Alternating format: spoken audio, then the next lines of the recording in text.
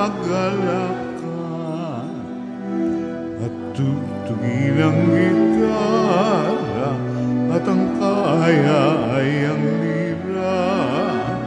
Ipan ninyo ang trumpeta sa ating pagkabagabag. Sa Diyos tayo'y tumawag, sa ating mga kaaway tayo ay Kanyang iniligtas. Bilang Panginoon, umawit ng kagalakan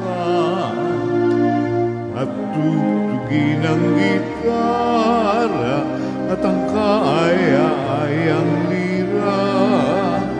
Lipan ninyo ang trumpeta, lipan ng trumpeta.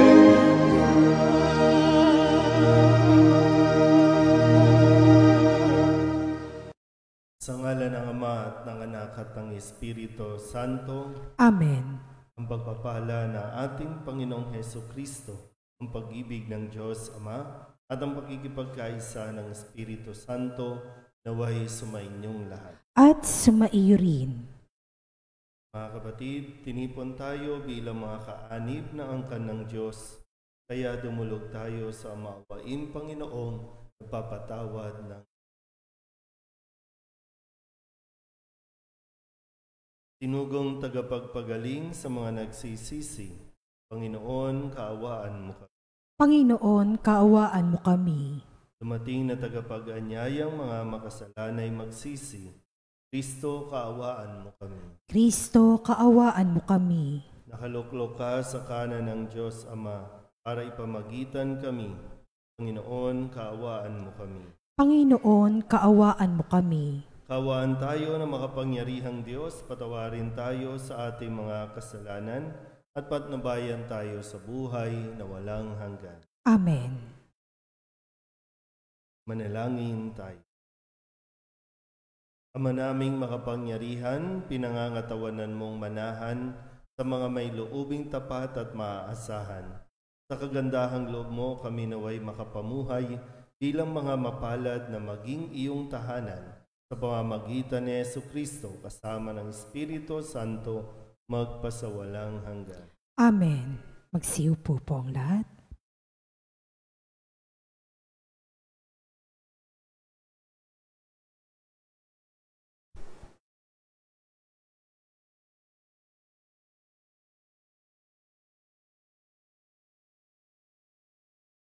Pagbasa mula sa aklat ng Henesis.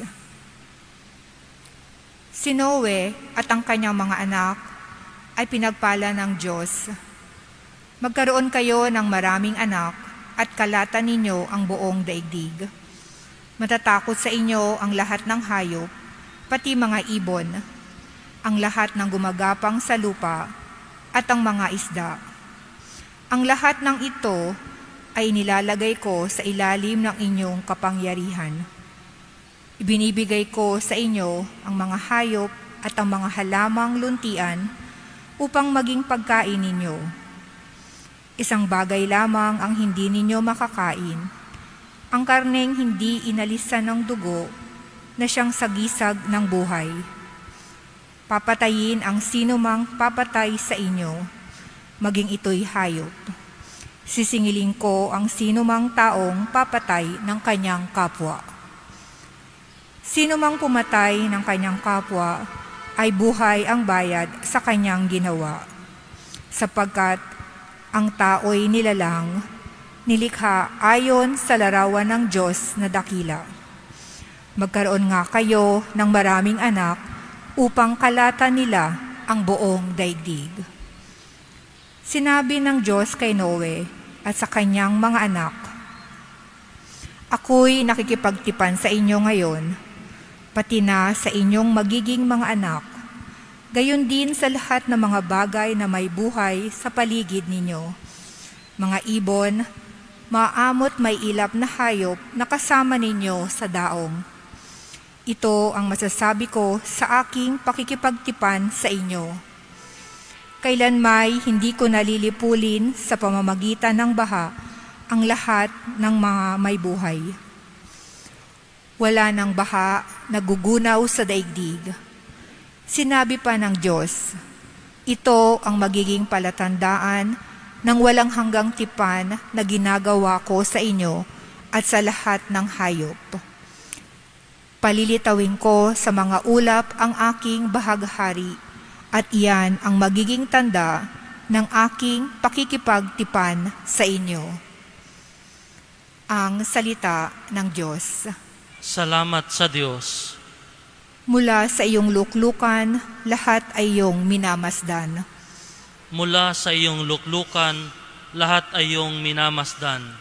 Ang lahat ng bansa sa poon ay takot, maging mga hari sa buong sinukob.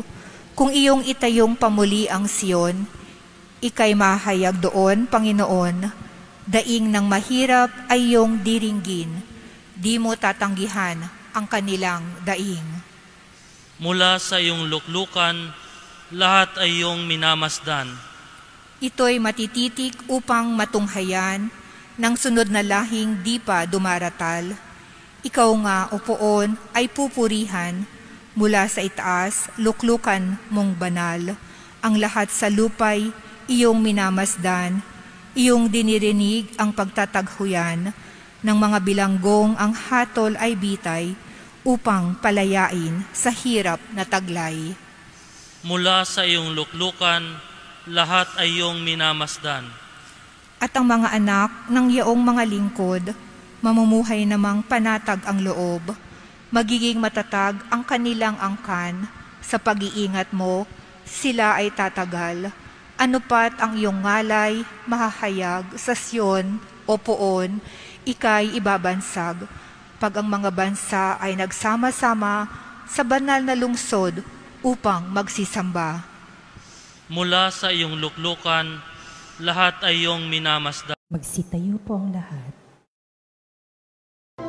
Hallelujah, hallelujah. Wikain mo, o nakikinig ako sa iyong mga salita. Hallelujah, hallelujah, hallelujah.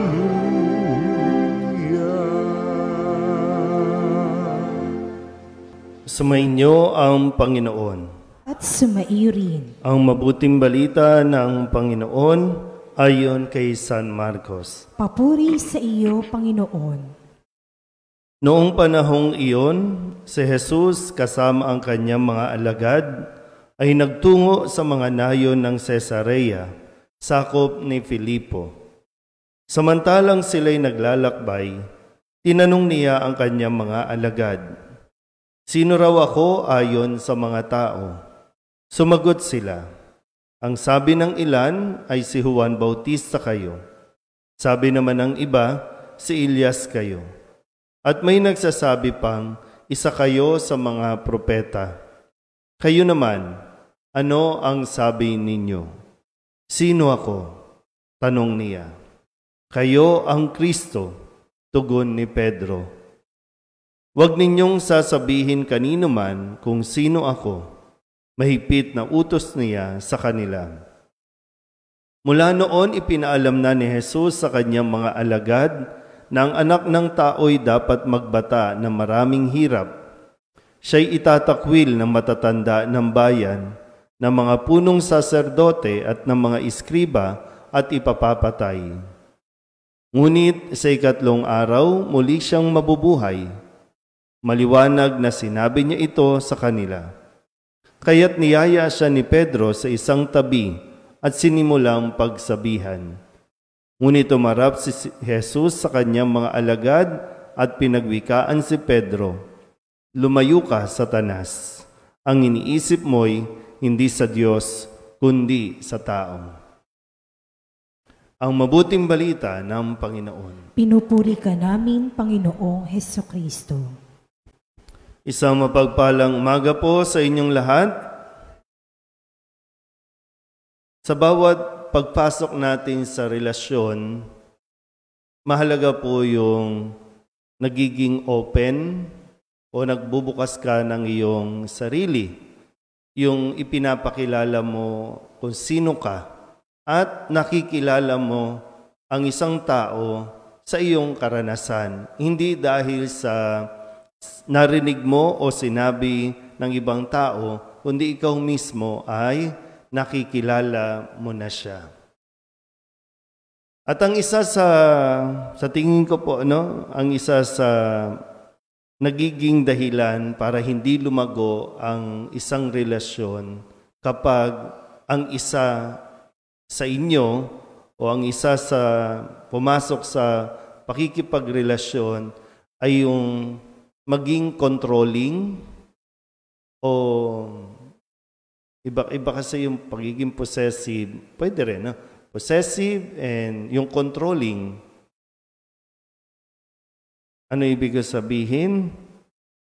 Kasi sa ating pong mga narinig na pagbasa ngayon, sa unang pagbasa sa aklat ng Genesis, nakipag-ugnayan ulit. Nangako ang Diyos kay Noe at sa kanyang pamilya. Pero sa paglipas ng panahon, kahit na sumira ang tao sa pangako niya sa Diyos, ang Diyos nanatili sa kanyang pangako. Para bang hinayaan niya. Kung magkamali ang tao, okay lang. Sa Ebanghelyo din, ipinakilala na ni Jesus kung sino siya, kung ano ang gagawin niya, ano mangyayari sa kanya. Ito yung pwedeng makita ng mga alagad. Pero yung inaakala natin na concern, kasi sabi ni Pedro, hindi dapat mangyari yan. Yung concern niya nandoon. Pero sinabi ni Jesus, lumayas ka, Satanas. Ang iniisip mo ay hindi sa Diyos, kundi sa tao. Hindi ibig sabihin, kapag pumapasok tayo sa relasyon, may control na tayo sa kung paano kikilos, paano mag-iisip, paano siya dapat magsalita. Kaya nagkakaroon minsan sa isa, na yung pakiramdam na nasusuffocate siya, yung pakiramdam na hindi niya mailabas kung ano yung pwede at ano ang kaya niyang gawin. Kasi sana, ang isa sa inyo o ang bawat isa makatulong dapat mapalabas yung full potential ng isang tao. Nakukuha ba? Kayo po, tingnan nyo, sa relasyon nyo ba, nagiging masaya ka ba? Kasi tinutulungan kanyang mag-explore, tinutulungan kanyang magawa mo kung ano ang nais mong gawin, o pinipigilan ka? Sa tingin niyo po ba? Yung kaya hindi ka nakakapunta doon, kaya hindi ka nakakarating sa dapat na naroroon ka, kasi pinipigilan ka ng seemingly concern lang sa iyo. Pero yun nga, napipigilan tayo ng mga taong mismong pinasok natin na relasyon. Pwedeng kaibigan, sa pamilya, mismong sa karelasyon, girlfriend, boyfriend, asawa. Kaya nagkakaroon sa loob niya, sa loob ng isang tao na yung hindi ba develop, hindi nag-grow, o hindi nagmamature tuloy. Kasi may pumipigil. Kasi ito, sabi, pinakilala ni Jesus kung sino siya. Ito mararanasan niya. Maghihirap siya, mamamatay siya, pero muli siyang mabubuhay. Pero ayaw pumayag ni Pedro. Hindi pwede yan. Hindi ka dapat maghirap. So tayo po, katulad ng ganitong sitwasyon, hinahayaan ng Diyos matuto tayo sa ating pagkakamali. O pwedeng hindi tayo magkamali. O pwedeng ang manduhan niya na tayo, pero inilalatag lang niya, ito yung mga panuntunan, ito ang utos. Pero kung magkasala tayo, para sa Diyos, okay lang yan. Ang importante, makita mo na nagkamali ka at magsisi ka. Hindi tayo iiwan ng Diyos. Kasi doon nga tayo nag-grow. Doon tayo nagmamature. Umadapa ka, okay lang. Tutulungan ka niyang ibangon. Kaya mas nagiging matibay yung relasyon. Dahil doon. Hindi dahil wala nang nararanasang pangit. Diba? Kaya tayo mas nagiging matatag doon sa relasyon natin sa Diyos kasi naranasan na natin na minsan na tayong sumira sa pangako, minsan na natin siyang sinaktan, pero kahit kailan, hindi niya tayo pinilit. Kahit kailan, hindi niya tayo iniwan. Kasi kung sino man tayo, anuman yung ating kahinaan at kalakasan, tanggap niya yon. At tinutulungan tayong mailabas pa. No? Mayroon pa tayong maibibigay. Mayroon tayong galing. Napigilan lang tayo ng ibang mga relasyon na pinasok natin. Minsan po, sa mga pag mag-asawa na, kadalasan kapag yung babae gustong mag-aral pa, gustong mag-develop pa, sasabihin ng lalaki, wag na, diyan ka na lang. Parang, agad diyan ka lang. Huminto na tuloy, no? Nung pumasok sa pag-aasawa, huminto na tuloy, wala na. Kayo makakasagot nito, no? Ano yung nasa damdamin ninyo? Ano yung nasa loob ninyo? Na nagpupumiglas dyan, na gustong lumabas pero hindi makalabas. Hindi mailabas. So, sana po, sa tinuturo sa atin ni Jesus, sa ating pong ebanghelyo ngayon, matulungan nawa natin ang bawat isang maabot ang kanyang at matapos ang kanyang misyon.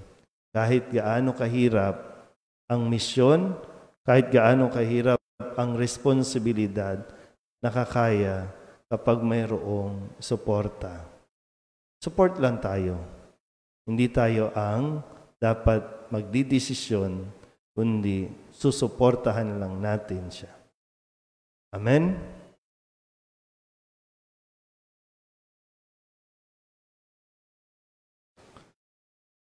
Sa ating pagtitipon upang ipagdiwang ang misteryo ng ating kaligtasan, bumaling tayo ng may pananalig sa Diyos Ama at tilingin ang kanyang awa.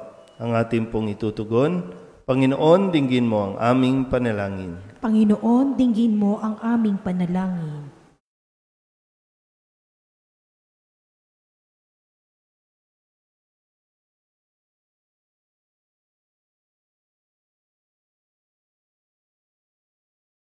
Ang Santo Papa, naway mapanatili ang simbahan sa pananampalataya ni San Pedro.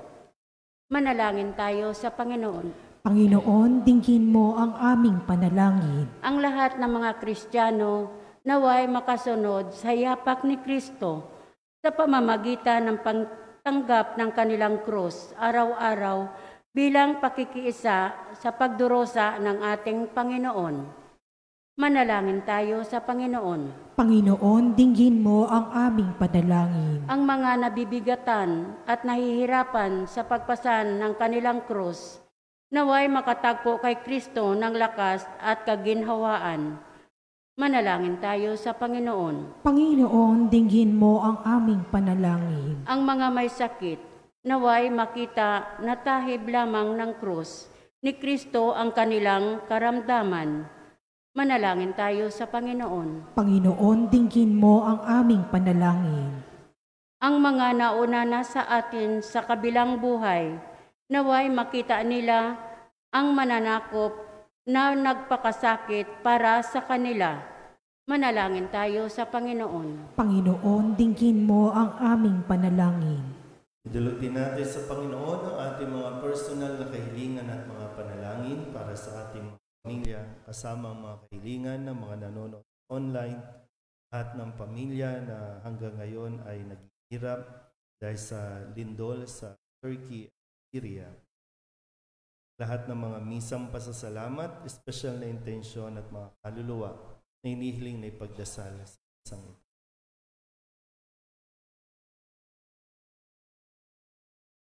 Ang lahat ng ito inihiling namin sa ngalan ni Kristong aming Panginoon. Amen. Magsiupo po ang lahat.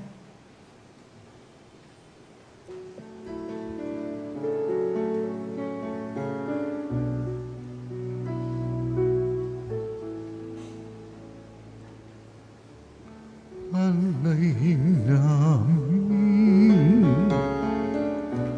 aming buhay, bawat galang at lumbay, bawat pangarap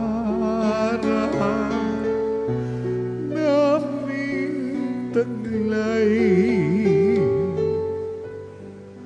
sa palad mo ilalagay.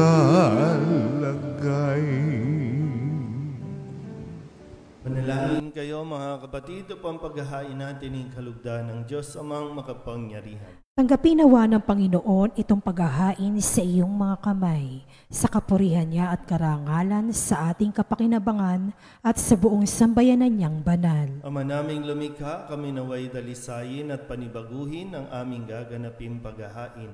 Kami naway itaguyod ng gagawin naming ito sa pagnanais naming sundin ang loob mo sa pamamagitan ni Jesucristo kasama ng Espiritu Santo magpasawalang hanggan. Amen. Sumainyo ang Panginoon. At sumaiyo rin. Itaas sa Diyos ang inyong puso at diwa. Itinaas na namin sa Panginoon. Pasalamatan natin ang Panginoon, ating Diyos. Marapat na siya ay pasalamatan. Ama naming makapangyarihan, tunay ngang marapat na ikaw ay aming pasalamatan. Nasa iyo ang aming buhay, pagkilos at pag-iral. Sa pamumuhay namin araw-araw, tinatamasa namin ang iyong pagmamahal. Sa pag-ibig mong ipinunla sa sangkatauhan, ang Espiritu Santo'y unang aning bigay ng anak mong naglagak sa amin ng katiyakang nakalaang mabuhay kami sa piling mo kailanman. Kaya kaysa ng mga anghel na nagsisiawid ng papuri sa iyo, nang walang humpay sa kalangitan, kami nagbubunyi sa iyong kadakil.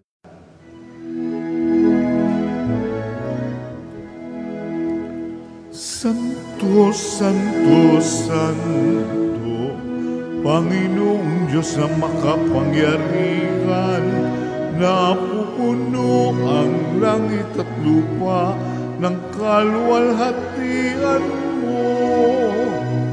Hosana sa kaitaasan, pinagpala ang naparirito sa ngalan ng Panginoon. Hosana sa kaitaasan. Ama naming banal, ikaw ang bukal ng tanang kabanalan. Kaya't sa pamamagitan ng iyong Espiritu, gawin mong banal ang kaloob na ito upang para sa aming maging katawan at dugo ng aming Panginoong Hesukristo. Bago niya pinagtiis ang kusang loob na maging handog, hinawakan niya ang tinapay, pinasalamatan kaniya. Inaghati-hati ni iyon, iniabot sa kanyang mga alagad at sinabi, tanggapin ninyong lahat ito at kanin, ito ang aking katawan na ihahandog para sa inyo.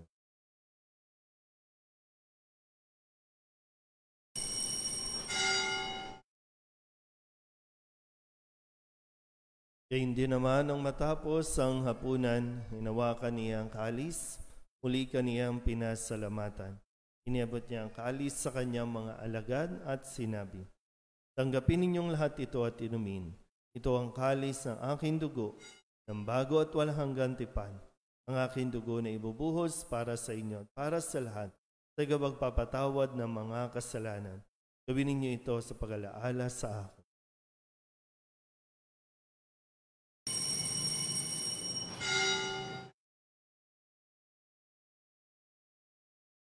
Ipagbunyi natin ang misteryo ng pananampalataya. Si Kristo'y namatay, si Kristo'y nabuhay, si Kristo'y babalik sa wakas ng panahon.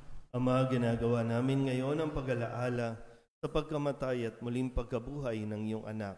Kaya tiniaalay namin sa iyo ang tinapay na nagbibigay buhay at ang kalis na nagkakaloob ng kaligtasan. Kami napapasalamat dahil kami iyong minarapat na tumayo sa harap mo para maglingkod sa iyo. Sinasamo namin kami magsasalo-salo sa katawan at dugo ni Kristo ay mabuklod sa pagkakaisa sa pamamagitan ng Espiritu Santo. Ama, lingapin mo ang iyong simbahang laganap sa buong daigdig. Puspusin mo kami sa pag-ibig kay San Francisco na aming Papa at ni Jose na aming Obispo at ng Tanang Kaparian. Alalahanin mo rin ang mga kapatid naming nahimlay na may pag-asang sila'y muling mabubuhay, gayon din ang lahat ng mga pumanaw. Kawaan mo sila at patuloyin sa iyong kaliwanagan. Kawaan mo at pagindapating kaming lahat na makasalo sa iyong buhay na walang wakas. Kaysa ng mahal na Birhen Maria na ina ng Diyos, ng kabiyak ng puso niyang San Jose. Kaysa ng mga apostol at ng lahat ng mga banal na namuhay dito sa daigdig na kalugod-lugod sa iyo, may pagdiwang nawa namin ang pagpupuri sa ikararangal mo sa pamamagitan ng iyong anak na aming Panginoong Hesukristo. Sa pamamagitan ni Kristo, kasama niya sa Kanya, ang lahat ng parangal at papuri ay sa iyo, Diyos amang makapangyarihan, kasama ng Espiritu Santo, magpasawalang hanggan. Amen. Amen. Amen. Amen.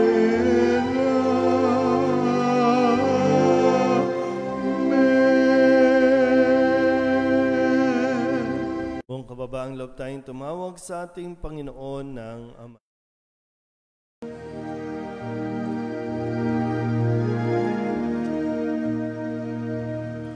Ama namin, sumasalangit ka, sambahin ang ngalan mo. Mapasa amin ang kaharian mo, sundin ang loob mo dito sa lupa para lang sa langit. Bigyan mo kami ngayon ng aming kakanin sa araw-araw at patawarin mo kami sa aming mga sala para ng pagpapatawad namin sa nagkakasala sa amin. At huwag mo kaming ipahintulot sa tukso at di-adya mo kami sa lahat ng masama. Hinihiling namin kami iadya sa lahat ng masama, pagkalooban ng kapayapaan araw-araw, iligtas sa kasalanan at ilayo sa lahat ng kapahamakan, samantalang aming pinananabikan ang dakilang araw ng pagpapahayag ng tagapagligtas naming si Hesus Kristo. Sapagkat iyo ang kaharian at ang kapangyarihan at ang kapurihan magpakailanman. Amen. Panginoong Hesus Kristo, sinabi mo sa iyong mga apostol, kapayapaan ang iniiwan ko sa inyo, ang aking kapayapaan ang binibigay ko sa inyo. Tunghayan mo ang aming pananampalataya at huwag ang aming mga pagkakas. Pagkalooban mo kami ng kapayapaan at pagkakaisa ayon sa iyong kalooban, kasama ng Espiritu Santo, magpasawalang hanggan. Amen. Ang kapayapaan ng Panginoon ay laging sumainyo. At sumaiyo rin. Magbigayan po tayo ng kapayapaan sa isa't isa.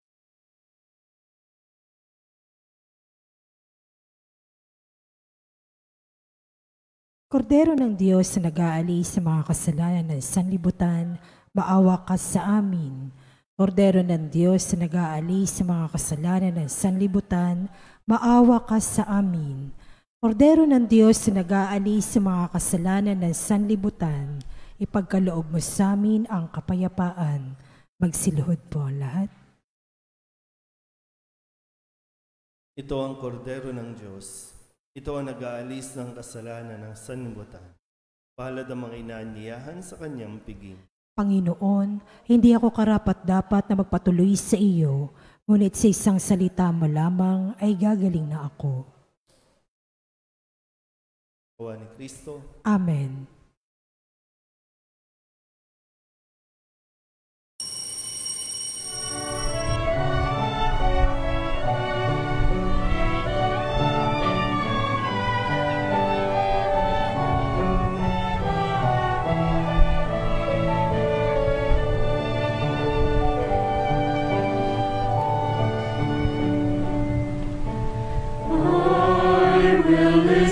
To the Lord, will listen to the voice of His people, serve them with all my heart.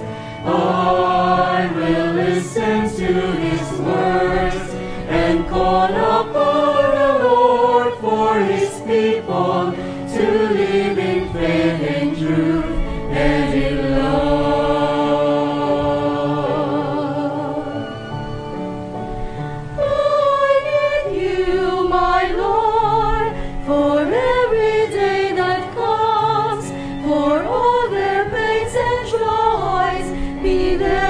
Understand, they may seek you, my Lord, and reach into your hands.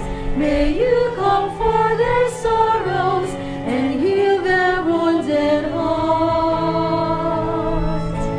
I will listen to the Lord, will listen to the voice of His people, serve them with all my heart.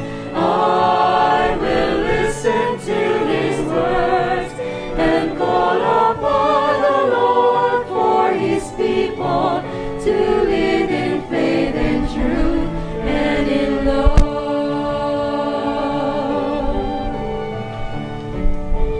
I commend you, my Lord, show them your truth and love. When darkness overtakes them, your light shines from above. I will be there, my Lord, to lead at your command. Together at one table, eat them the bread of love. I will listen to the Lord, will listen to the voice of His people, serve them with all my heart. I will listen to His words and call upon the Lord for His people to live in faith and truth and in love. There are those who seek the lost and suffering, bind their wounds and bring them to your care. Oh Lord, I know that you're with them, embracing once again. Your love is all I bear.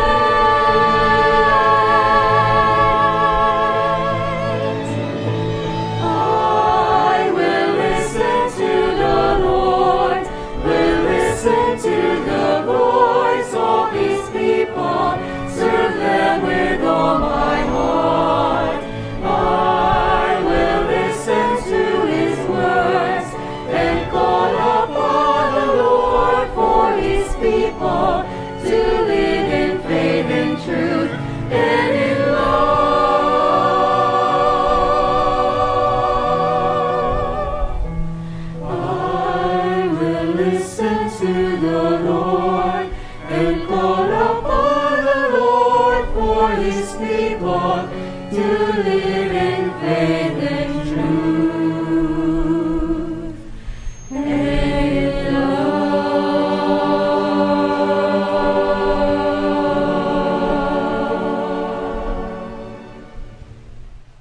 Magsitayo po ang lahat.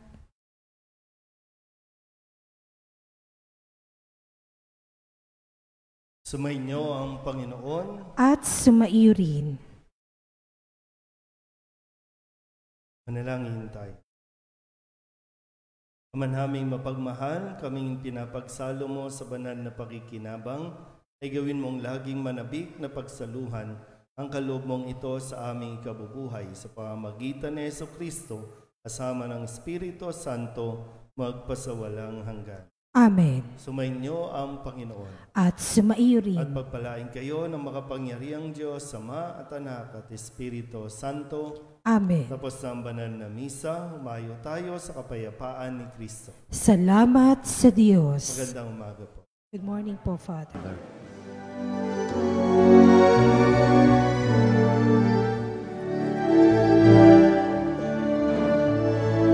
Humayon at ipahaya kanyang pagkalingat habang sa buhay, pag-ibig at katarungan, tanda ng kanyang kaharian.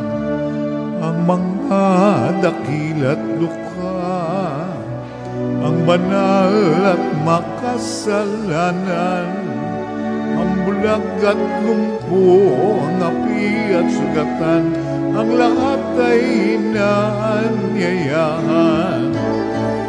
Humayon at ipahayag kanyang pagkalingat habang sa buhay, pag-ibig at katarungan, tanda ng kanyang kaharian.